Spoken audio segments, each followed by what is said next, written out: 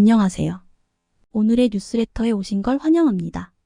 흔들리는 국제 정세 속에서 대한민국만이 유일하게 독자적인 길을 걷고 있습니다.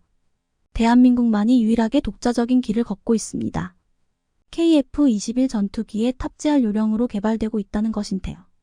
대한민국이 만든 극강의 강력한 무기가 장작될 생각에 벌써부터 기대를 모으고 있습니다. 그런데 이 소식이 들려오자 유독 한 국가에서 긴장하고 무서워하고 있습니다. 바로 중국인데요. 중국이 그토록 경계 중인 KF-21 전투기에 극초음속 미사일이 달린다고 하니 중국 입장으로서는 미지고 팔짱 뭘 노르질 수밖에 없습니다. KF-21 전투기가 시험 비행에 성공한 순간부터 중국에서는 개발 과정을 면밀히 살피며 연일 특집 보도를 했었는데요. 사실 중국도 대한민국을 살피듯 대한민국도 중국의 상황을 주시하고 있기에 이번 극초음속 미사일 개발도 사실상 중국 때문이었습니다. 미국, 러시아에서 기술을 홈져 만든 무기를 압도적인 물량으로 만들어내는 중국은 언제든지 대한민국의 무역로를 틀어막을 수 있는 존재가 되었습니다. 이런 상황에서 중국의 모의망에 대응하기 위해 대한민국이 준비한 킬링 런처가 바로 초음속 순항미사일과 극초음속 순항미사일입니다. 서울에서 베이징까지의 거리가 560km인데 미사일 사거리가 10km가 훌쩍 넘으며 현재로선 요격이 사실상 불가능한 극초음속 미사일이 대한민국에 배지된다는 것은 한국이 마음만 먹으면 중국의 심장을 저격할 수 있는 수단을 개발했다는 것을 의미하는데요. 이는 국방기술진흥연구소에서 직접 살펴볼 수 있었습니다. 얼마 전 국산 극초음속 미사일을 세계 최고 수준으로 끌어올려줄 신개념 미사일 기술의 연구 개발에 착수했는데요. 지난해 국방기술진흥연구소에서 광역마하수 초고속 비행체 운용성 확장을 위한 추진기관 핵심기술이라는 제목의 핵심기술 과제 공고문을 올렸습니다. 광역마하수라는 단어가 낯설 수 있는데 이는 한 개 엔진으로 램제트와 스크램제트, 아음속에서부터 극초음속까지 넘나드는 게 가능한 엔진을 의미합니다. 일반적인 터보제트 엔진으로는 마하 정도가 한계로 알려졌는데 이를 돌파하기 위해 만들어진 엔진이 바로 램제트 엔진입니다. 터보팬을 돌려 공기를 압축해 추진력을 높이는 터보팬 엔진과 달리 램제트 엔진은 음속으로 비행할 때 엔진 정면에서 아음속으로 빨려들 어오는 공기를 활용해 마하 5 이상의 초음속 영역까지 도달하는 게 가능한데요. 더 윗단계 기술인 스크램제트 엔진이 있습니다. 스크램제트 엔진의 경우 받아들이는 공기도 초음속으로 흐르도록 만들어 비행체를 초음속을 넘어 마하 10, 바로 극초음까지 도달할 수 있도록 만들어줍니다. 즉 대한민국에서 개발한 광역마하수 엔진은 단 하나의 엔진에서 램제트에서 스크램제트까지 전환하는 것이 가능한 복합제트 엔진인데요. 이 기술을 통해 국산 극초음속 미사일은 종말 단계까지 지속적인 고속 비행을 수행하면서 적이 요격하기 어려운 저고도 비행까지 수행하는 극초음속 순항미사일로 개발됩니다. 요격할 수 없는 속도로 방공망을 극초음속 미사일의 낮은 고도로 비행하며 레이더 탐지까지 회피하는 순항미사일의 강점까지 합쳐진다면 레이더 선진국인 미국이라도 요격할 수 없는 궁극의 미사일이 탄생하게 되는 것입니다. 또한 극초음속 미사일의 항속거리와 위력을 비약적으로 늘리기 위한 엔진 재점화 기술도 이번 연구과제에 포함되어 있었는데요. 재점화 기술이란 발사된 미사일의 엔진을 껐다 켰다 하면서 속도와 연료 사용량을 조절하는 기술로 한번 엔진을 점화하면 연료를 다 쏟아내버리는 기존 미사일들과 다르게 추진 활공 추진 단계를 반복할 수 있어 사거리와 탄도 중량을 대폭 늘리는 게 가능합니다. 이러한 기술들까지 적용된 한국형 극초음속 순항미사일은 러시아의 극초음속 지르콘 미사일을 훨씬 뛰어넘는 스펙을 가지게 될 텐데요. 여기에 이번에 개발에 착수한 엔진 재점화 기술과 가변 기동 기술까지 적용된다면 말 그대로 현존하는 미사일 방어 체계로는 방어가 불가능한 최강의 공격 무기가 탄생할 수 있을 것으로 한국형 지르콘 미사일의 개발은 완성에 다다른 단계로 현재 조립이 진행 중이며 내년에 시험 비행을 실시할 예정인데요. 거기다 KF-21 전투기에 탑재할 계획까지 진행 중입니다. 지난해 공대지 미사일을 위한 공중발사를 추진할 핵심 기술 공고가 올라왔습니다. 해당 공고문에서는 우리 군이 극초음속 무기를 공중 플랫폼에서도 활용할 방안을 연구 중이라는 사실을 확인할 수 있었는데요. 즉, 등장하는 것만으로도 전쟁의 판도를 바꾸어 버릴 수 있다는 게임 체인저. 그것도 현재 가장 위협적인 게임 체인저로 인정받는 극초음속 미사일이 KF-21 전투기에 장착될 수 있다는 이야기입니다. KF-21 전투기를 위한 공대지 극초음속 미사일은 2030년대 초에 실전 배치가 이뤄질 것으로 예정되어 있으며, 이는 KF-21 블록 P 개발 완료와 맞물리는 시기로 내부 무장장까지 완성되어 진정한 5세대 전투기가 되어 있을 KF-21의 주무장으로 탑재될 계획입니다. 이 소식을 접한 중국과 일본에서는 긴장하기에 충분한 일인데요. 극초음속 미사일 하나만으로도 사거리 1.0km에 육박하고 방어조차 불가능해 골치가 아플 지경인데, 막강한 스텔스 기능이 탑재되어 쉽게 추적할 수조차 없는 전투기에 극초음속 미사일이 달린다면 무수히 많은 변수가 발생할 수밖에 없습니다. 또한 KF-21 전투기는 4.5세대로 시작하지만 추후 5세대와 6세대까지 업그레이드될 계획을 가지고 있는데요. 물든 5세대, 6세대기로 개량된다고 전투력이 기하급수적으로 올라가는 것은 아닙니다. 5세대 스텔스기와 공중전력의 초월적 개념을 제시한 6세대기는 분명 매우 강력한 전력임에는 틀림없지만 일부 성능이 과장된 면이 있습니다. 먼저 6세대 전투기는 복합적인 전투 상황에서 파일럿의 의사결정을 돕는 AI가 탑재되어 있고, 더욱 강화된 스텔스 성능과 네트워크 센트릭 전투 능력으로 높은 생존성과 전투 효율성을 확보한 전투기를 말하는데요. 즉, 세대 격차를 나누는 기준이 화력에만 국한되어 있지 않다는 것입니다. 또한 5세대 스텔스기는 레이더 단면적을 줄이는 동체 형상과 고도로 발달한 항공전자 장비 전장의 상황을 일목요연하게 파악할 수 있는 네트워크 데이터 융합, 실시간 데이터 스트리밍이 가능한 임무 컴퓨터 등이 갖춰진 전투기를 말합니다. 즉, 세대 간의 격차라기보다는 기능적 차이에 더 가까운데요.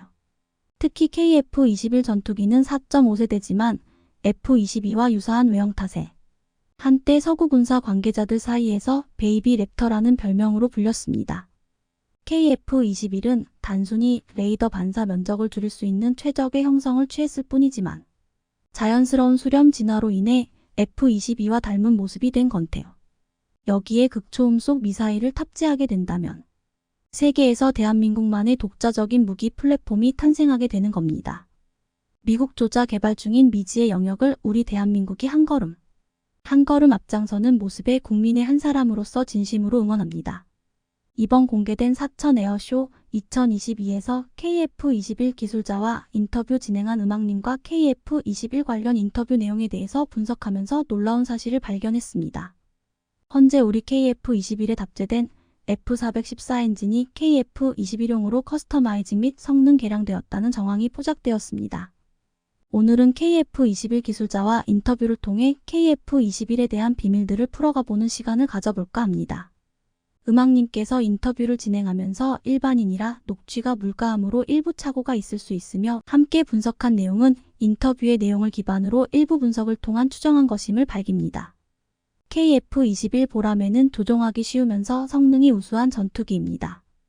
지상 활주된 전고가 높고 육중의 큰 비행기를 모는 느낌이 들고, 상공에선 FA-50 경전투기와 비행 특성이 유사합니다.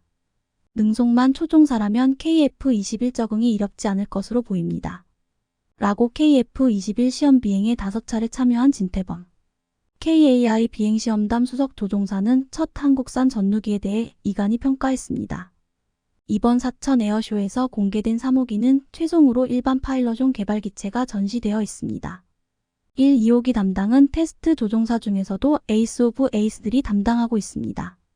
그만큼 세심한 조종이 가능하도록 전투기 세팅을 해놓았다고 합니다.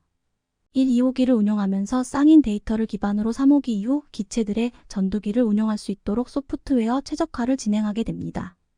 이러한 과정은 전투기 운용에 있어 굉장히 중요한 부분입니다. F-15K가 처음 도입되었을 때 추락사고가 발생했는데, 이는 미국 조종사 기준으로 전투기 세팅되어 있었고, 이를 우리 조종사들이 운용하다가 지기동시 정신을 잃어 발생한 사건이 있습니다. 이 사건 이후 신규 전투기 초기 도입 시 베테랑 조종사들을 배치하는 것이 분문율이 되었다고 합니다. 그래서 3호기 이후 적용될 전투기 프로그램 세팅은 중요한 작업 중 하나입니다. KF-21 시제기 3호기는 무기를 발사한 흔적이 있고 특히 기관포 부분에 나타났습니다. 이에 대해 질문에 KF-21 개발자는 3호기에서 다양한 무기들 테스트하고 있다고 밝혔습니다. 이미 LIG의 전자선 장비들은 KF-21 내부에 내장되어 가고 있고 본격적인 전자전 관련 테스트도 준비 중이라 합니다. KF-21에 적용된 RAM 패널은 거의 극비로 분류되어 KAI에서도 모르는 내용이 많다고 합니다. 음악님께서 나노닷 분야를 박사과정 전공했기 때문에 KF-21 RAM 패널에 적용된 그래핀의 나노닷을 적용하는 것을 보고 놀랐다고 합니다. KF-21 RAM은 패널 형태로 붙이는데 전투기는 다양한 곡선이 적용되어 있기 때문에 RAM 패널 적용 시 다양한 모양으로 제작이 가능해야 합니다. 그런데 이와 같은 기술은 우리가 일상에서 많이 쓰는 물건에 적용되어 있습니다. 비록 모니터나 TV 화면에 들어가는 디스플레이 구조입니다. OLED가 나노닷 공정으로 만들어집니다. 세계 최고의 디스플레이 기술을 가진 우리나라가 관련 기술을 구현하는데 좋은 산업 구조였던 것입니다. 그래핀은 탄소의 동소체 중 하나이며 단소 원자들이 모여 2차원 평면을 이루고 있는 구조를 말해 원래 전파차폐 및 흡수제인데 거기에 나노닷을 적용하면서 디스플레이에 적용된 컵을 넣을 수 있게 된 것입니다. 여기에 그래핀을 도포하면 그게 투명 전극 역할을 하게 되고 유리를 곡면 만들고 거기에 그래핀 페이스트를 바르고 나노닷 만들면 바로 OLED가 되는 것입니다. 이 기술을 적용하여 RAM 패널에 적용했을 것으로 보입니다. 이 나노닷 기술과 그래핀 기술을 응용해 최신 대형 여객기의 조종석에도 일부 적용하고 있다고 합니다. 향후 캐노피에 적용한다면 전투기의 각종 정보를 캐노피에서 바로 뿌려 전투기 운용할 수 있다면 더욱 효율적일 것입니다. 이와 관련된 연구는 LIG 쪽에서 전술 고글이나 아이언 비전 고글을 개발 중입니다. 총을 겨누년 십자선이 고글에 보이는 랜드워리어 시스템으로 미군도 이 기능을 구현을 시도하다가 포기했던 고난이도의 기술입니다. 이러한 고글을 레드백과 같은 장갑차에 연동시켜서 탑습 보병에게 외무 영상 정보를 공유해주면 전장의 미확인 지역 WARF 오직이 사라지게 됩니다. 병사, 전차, 드론 등등 데이터가 하나로 통합할 수 있어 우리 군이 추구하는 아미타이거 4.0 체계에 부합한 것입니다. KF-21에 사용되는 F414 엔진은 기존 슈퍼호넷에 사용되는 F414 엔진과 비교해서 노즐 부분에서 다른 점이 보입니다. KF-21은 매끄럽게 이어져 있고 슈퍼호넷은 덮고 있는 느낌으로 KF-21에 비해 짧아 보입니다. 이 부분이 호넷과 같다면 가릴 이유가 없을 것인데 이에 대해 KF-21 개발자의 질문하니 C 고수시더니 전용 설계라 다르다라고 밝혔습니다. 타일 모양은 방열 타일 같은데 그것과 노즐끼리 제외하고는 아무것도 보이지 않으니 이에 대해 궁금증이 커졌습니다. 슈퍼호넷 대비에노 인테이크부터 노즐 길이가 길어 보이는데 엔진 제작 시 인테이크부터 블레이드 길이는 다르게 못 만듭니다. 인테이크 블레이드 길이를 길게 만들면 진공이 걸려서 출력 감소 혹은 기동 시 엔진 출력 저하가 발생하게 됩니다. 반대로 이 길이가 짧으면 스텔스 성능 감소되기도 하고 충분히 정돈되지 않은 기류가 돌입하면서 연비가 엉망이 되게 됩니다. F414 엔진을 개량한다면 결국 인테이크 블레이드는 그대로 만들고 노즐 쪽에 식는 개량이 가능합니다. F414 엔진 코어 설계 변경 없이 성능 개량 시 엔진 전체 길이 F100금은 4.9M이고 F414 400호넷용이 3.9M, 노즐부가 길수록 효율이 좋아집니다. F135 엔진도 노즐을 긴게 설계해서 높은 추력 및 효율을 이끌어냈습니다. 그래서 KF-21 엔진 뒷부분 사진과 KF-21의 F414 엔진 장착 사진 그리고 비슷한 각도의 F18 슈퍼호넷에 장착된 엔진 사진을 비교해본 결과 KF-21용 F414 엔진이 노즐부가 더 긴 것으로 추정됩니다. 엔진 노즐이 길어지면 그만큼 추력 증가와 열차폐에 유리해지며 그만큼 IR 적감에도 유리하게 됩니다. 또한 외부 노즐은 내부 가동부를 보호용인데 엔진의 열이 열화되어 보통 색이 바뀌게 됩니다. 도료가 열화하면서 새까만 게 바뀌든가 아니면 밝은 회색 톤으로 바뀌게 됩니다. 그러나 KF-21 1호기의 엔진의 외부 노즐 부분을 보면 검은색을 유지하고 있습니다. 이 부분은 F18 슈퍼호넷과도 다른 색이며 신소재 혹은 새로운 코팅 기술이 반영된 것을 추정할 수 있습니다. KF-21은 인테이크를 적용하여 APU나 배기열 적감용 기술을 적용하여 추가적으로 IR 저감 기술도 적용했습니다. KF-21 개발자는 엔진 사이의 공간도 IR 스텔스 관련 설계가 적용되었다고 밝혔습니다.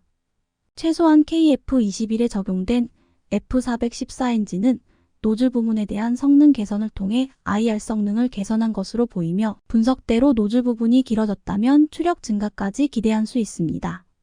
F414EP 엔진이나 F414E 엔진이 엔진 코어 변경을 통해 10% 이상 성능 개선을 했지만 노즐 부분의 부분적인 성능 개량을 했기 때문에 23% 정도 제한적인 성능 개선도 기대할 수 있다는 것이 개인적인 의견입니다. 음악님께서는 더 높은 성능이 개선되었을 것이라는 의견을 주셨습니다. KF-21은 알려진 것보다 더 많은 부문에서 5세대 전투기로 진화할 수 있는 기술들을 개발 적용하고 있습니다. KF-21의 성공적인 개발을 응원합니다.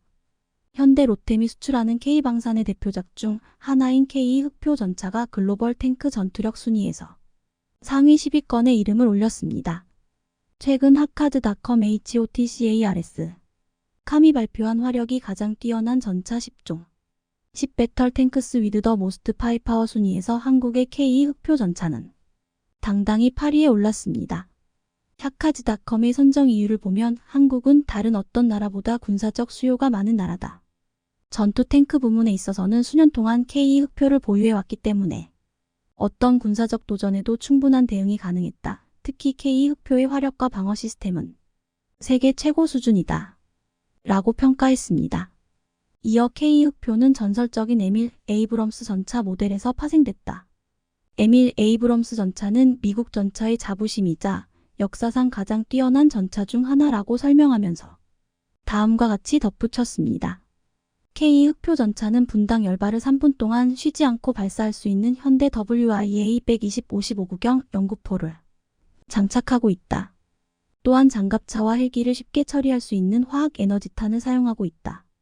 또한 K 흑표는 전투 관리 시스템을 가지고 있어서 아군 전차와 상태를 공유할 수 있다. 메시지만 보내면 언제든 지원을 받을 수 있다. 특히 분당 열발을 3분 동안 쉬지 않고 발사할 수 있는 연사력은 얼마 전 있었던 폴란드 대통령 앞에서의 첫 실전 사격에서도 유감없이 발휘됐습니다. K 전차는 현대 WIA 120-55구경 연구포를 장착하고 있고 12.7K6 기관총과 7.62 통축 기관총도 탑재되어 있습니다.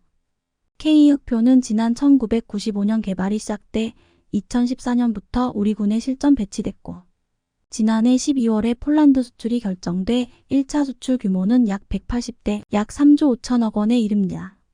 현대로템은 오는 2025년까지 1차 공급을 마친 후 폴란드형 K 전차인 KPL 800여 대 추가 공급할 계획인데요.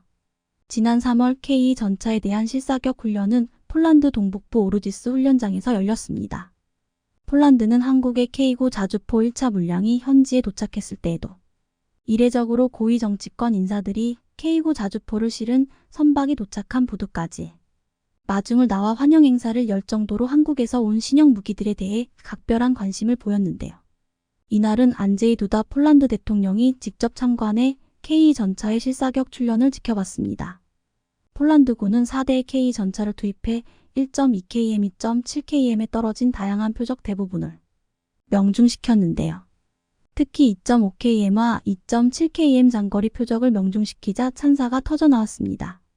이번 사격에는 지난해 우리나라에서 6주간 교육을 받고 귀국한 폴란드군 요원들이 투입됐습니다. 두다 대통령은 이날 마리우시 부아슈차크 폴란드 부총리 겸 국방장관과 함께 사격장을 찾았고 부아슈차크 장관과 함께 K 전차 위에 직접 올라 16기갑사단 참모로부터 직접 사격 관련 브리핑을 받고 실사격 훈련 과정을 참관했습니다. 사실 이날 행사에 두다 대통령 참석은 예정돼 있지 않았습니다. 그런데 대통령의 참석이 갑작스럽게 결정되면서 행사 비중이 커졌지만 K 전차의 위력은 문제없이 발휘되었습니다.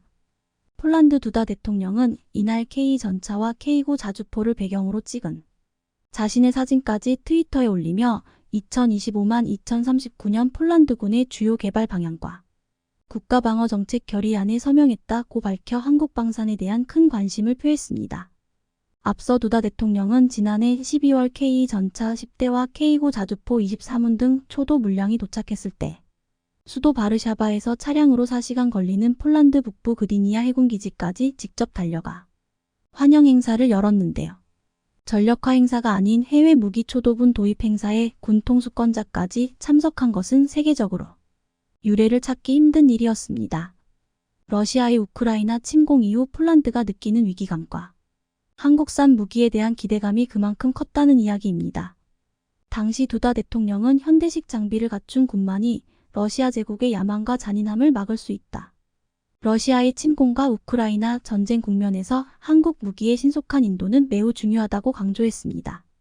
그리고 이날 폴란드에서 K전차의 실사격이 이뤄진 뒤 K전차 제조업체인 현대로템과 폴란드 최대 국영 방산업체 PGG, WGM 등 3사는 컨소시엄 구성에 합의하는 계약서에 서명했습니다.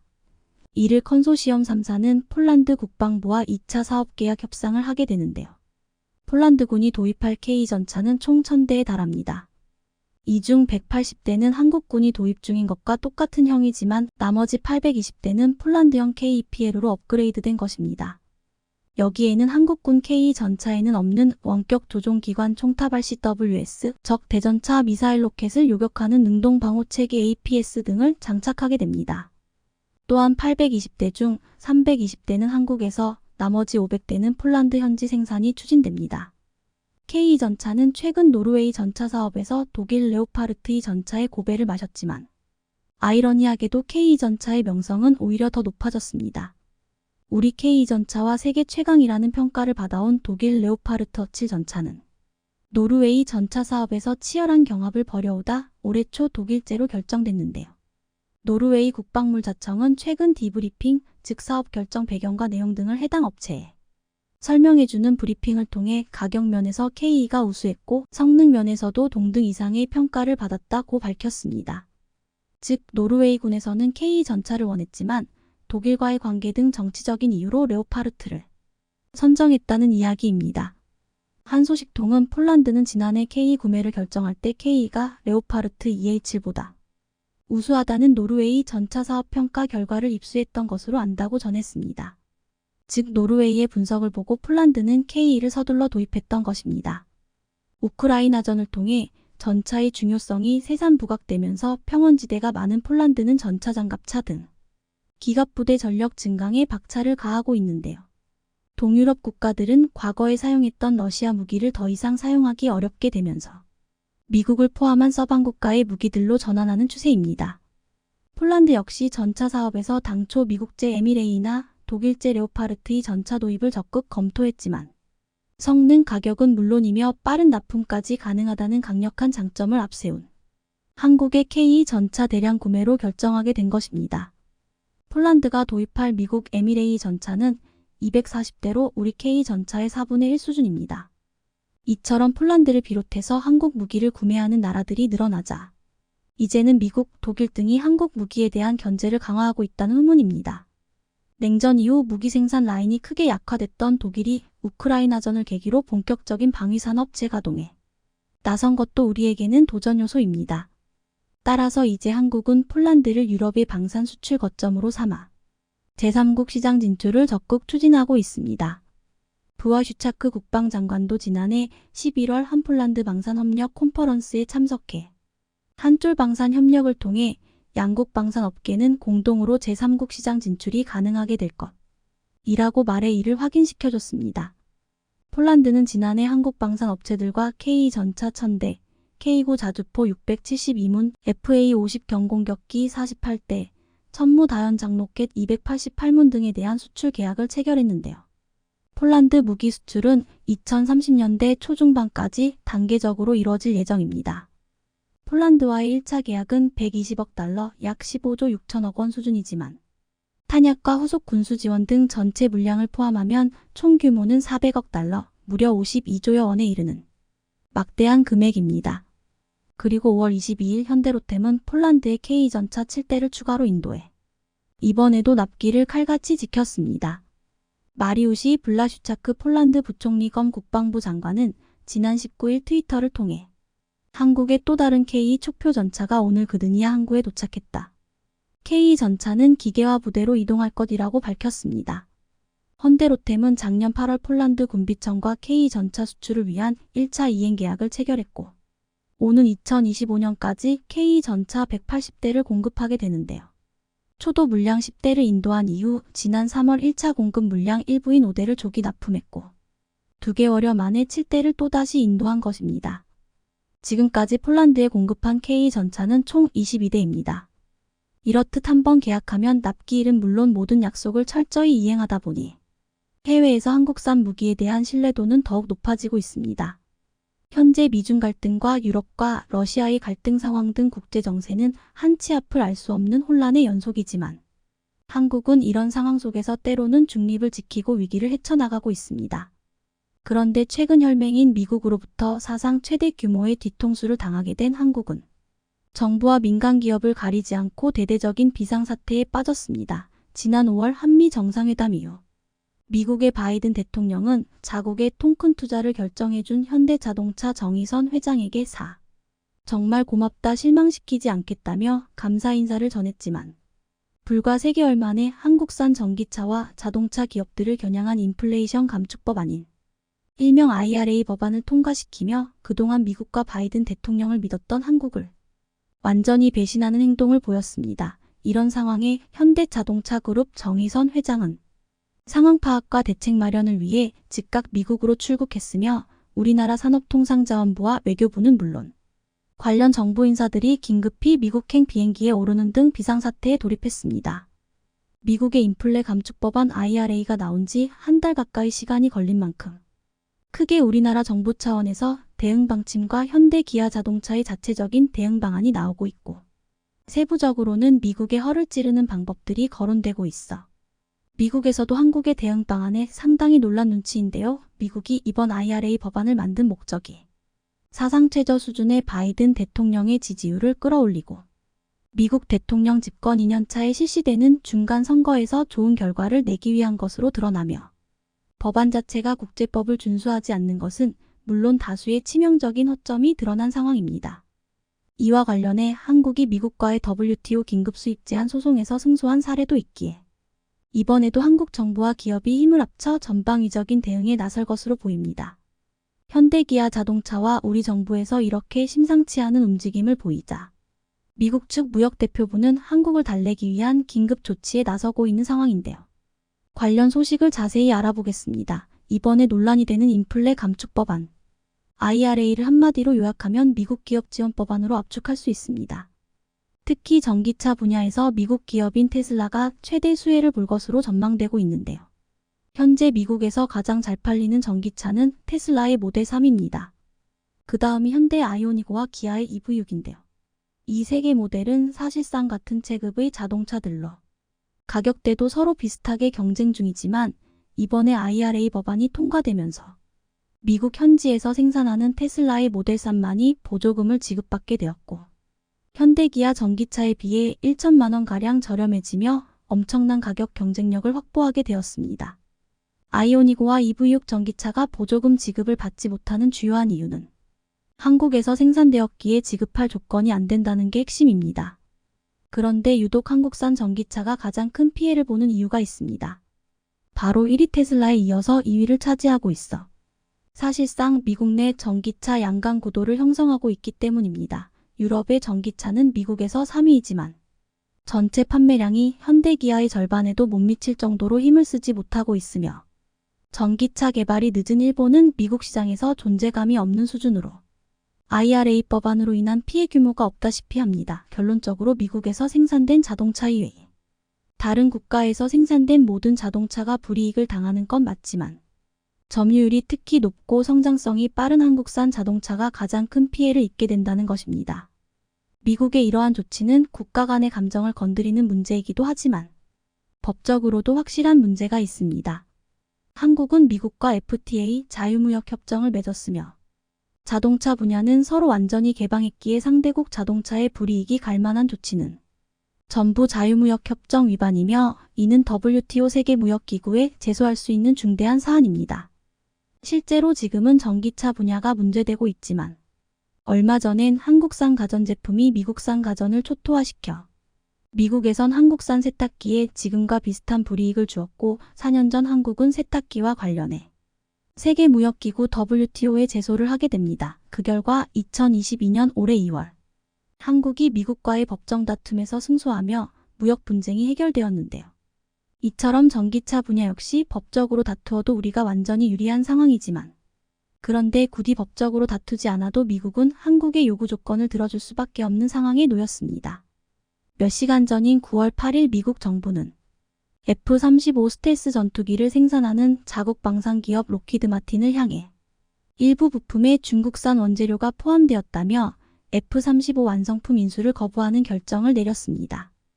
해당 원재료는 F-35에 탑재되는 엔진 속에 매우 작은 펌프를 가동시키는 자석이었으며, 미국 국방부 규정상 중국산 합금으로 만들어진 부품은 사용이 불가하기에 이런 조치를 내린 것으로 파악되고 있는데요. 미국은 자국의 전략자산인 자국산 부품과 한국을 비롯한 동맹국들의 부품을 사용하고 있습니다. 100% 완전 국산화는 아니더라도 적성국의 부품은 하나도 들릴 수 없다는 원칙을 고수하고 있습니다.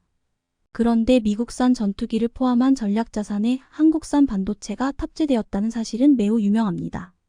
관련 사안은 군사적으로 보호되는 내용이기에 정확하게 어떤 부품이 어디에 얼마나 사용되는지는 기밀로 취급되지만, 미국의 동맹국인 한국으로부터 공급받은 반도체 칩이 미국 전략자산의 기동에 중요한 역할을 하고 있으며, 이 밖에도 영국, 이스라엘 등 다른 동맹국에서도 중요한 부품이 공급되고 있습니다. 한국 정부는 이번 IRA 법안 분쟁과 관련해 위와 같은 반도체 영향력을 사용하고 있습니다. 몇 년 전부터 미국은 중국의 부상을 견제하기 위해 대의 논을 얼마 전부터 한국을 향해 중국의 반도체 산업을 뿌리채 흔들고 있고, 얼마 전부턴 한국을 향해 미국, 일본, 대만으로 구성된 반도체 동맹에 정식으로 참여하라는 압박을 하고 있습니다.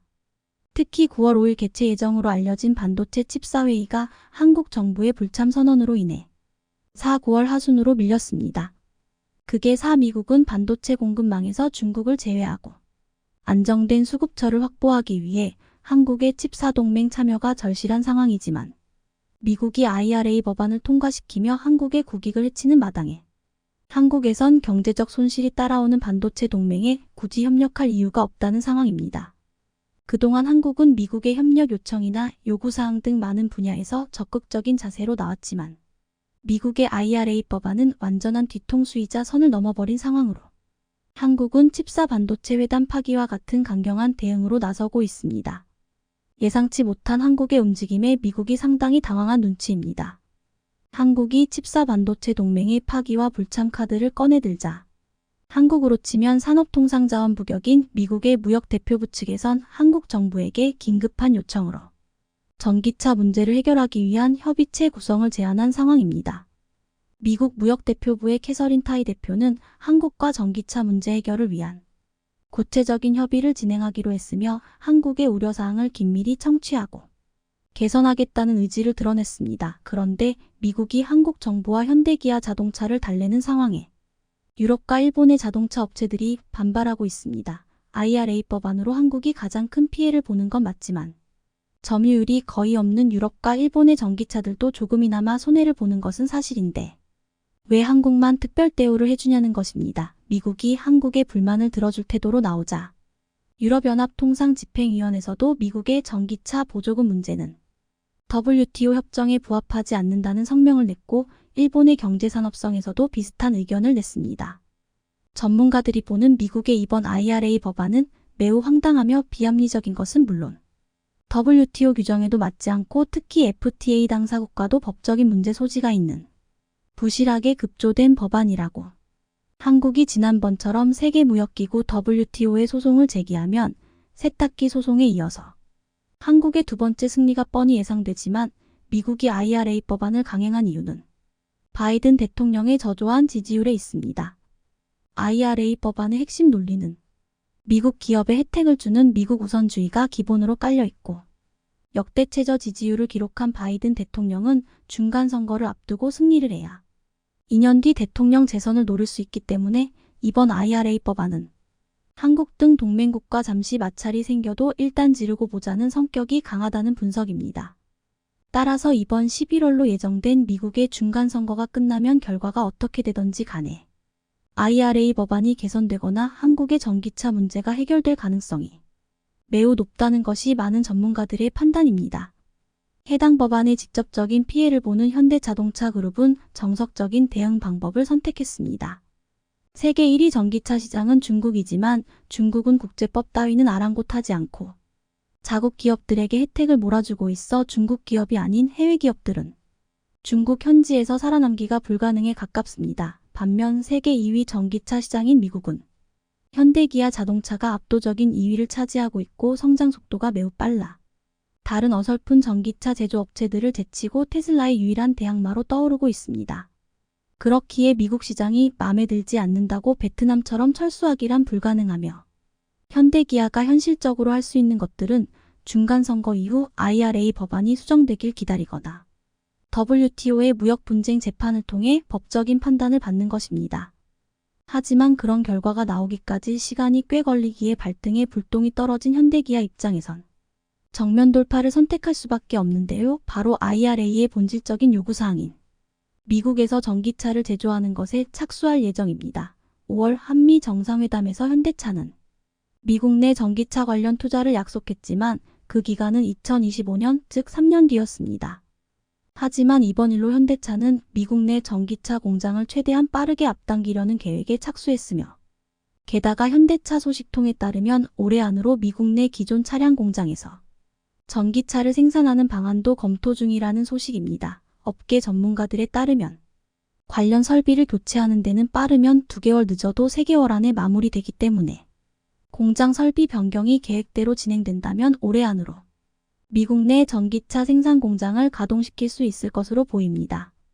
따라서 미국 무역대표부가 제안한 협의체가 별다른 성과를 내지 못하거나 아니면 미국 중간선거 이후에도 IRA 법안이 바뀌는 게 없는 등 최악의 상황에도 현대기아 자동차는 3개월 내지 4개월 안으로 관련 설비로 변경해 IRA 법안이 요구하는 조건을 만족시켜 일부 전기 차량에서 보조금을 받을 수 있다는 것입니다.